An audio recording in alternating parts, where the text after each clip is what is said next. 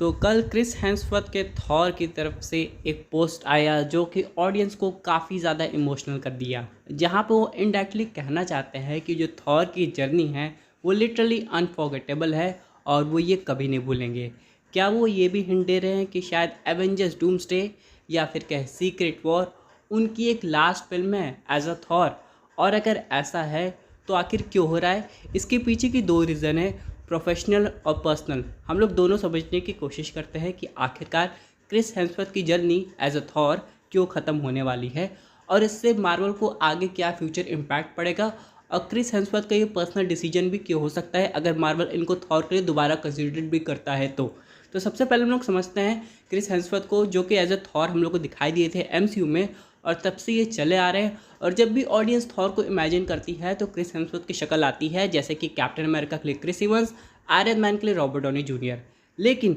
अभी बीच में क्या हुआ था, अगर हम लोग पर्सनल लाइफ की बात करें तो क्रिस हेम्सवर्थ को शायद अल्जाइमर होने वाला था, यानी कि भूलने वाली बीमारी, जिसकी वजह से उन्होंने कहा था कि अगर ये आता है, जिसके चांसेस अभी कम है लेकिन फिर भी, तब शायद ये एक्टिंग क्विट कर देंगे। इन सब के बाद यहाँ पे क्रिस हेम्सवर्थ ने अपना दूसरा प्रोफेशन बताया था, जो कि अगर वो एक्टिंग नहीं करेंगे तो क्या करेंगे, तो वो बोल रहे थे वो बैक सीट लेंगे, यानी कि वो डायरेक्टर का काम करेंगे। और एक दो मूवीज़ अभी लाइनअप में है जिस पर Chris Hemsworth as a director काम कर भी रहे हैं, जिसकी वजह से यहाँ पे एक चीज़ तो क्लियर है कि अगर क्रिस हेम्सवर्थ अपना एक्टिंग को पॉज या फिर ख़त्म करने वाले हैं तो यहाँ पे वो अपना एक दूसरे कैरियर प्रोफेशन चूज़ करने वाले हैं काफ़ी जल्द। इन सब के बाद अगर हम लोग बात करें मार्वल स्टूडियोज़ के प्रोफेशनल कॉन्ट्रैक्ट की, तो मे भी हो सकता है एक सॉफ्ट रिबूट करने के लिए मार्वल ने अब क्रिस हेम्सवर्थ का जो थॉर का कॉन्ट्रैक्ट है वो सिर्फ एवेंजर्स सीक्रेट वॉर्स तक के लिए साइन अप किया है,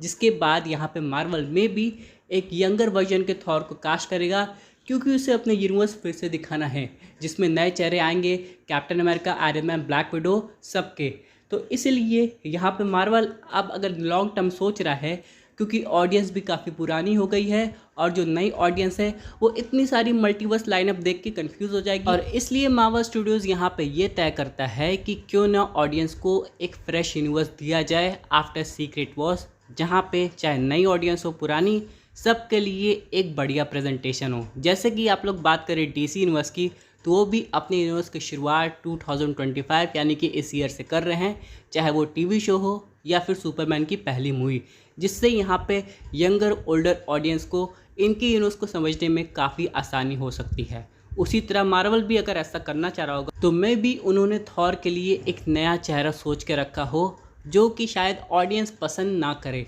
क्योंकि ऑडियंस के लिए तो क्रिस हेम्सवर्थ ही परफेक्ट है। और क्या पता मार्वल ने क्रिस हेम्सवर्थ को और आगे तक रोल ऑफर किए हो कि आप सीक्रेट वॉर्स के बाद भी आइए एज अ थॉर वेरिएंट और यंगर थॉर को गाइड भी कीजिए। लेकिन क्रिस हेम्सवर्थ ने कहा कि अभी वो ये रोल और प्ले नहीं करेंगे, क्योंकि उनको जो दूसरा कैरियर डायरेक्टर वाला वो प्रेफर करना है, जिसकी वजह से अगर ये बात सही साबित होती है तो बहुत से थॉर फैंस काफ़ी निराश हो जाए।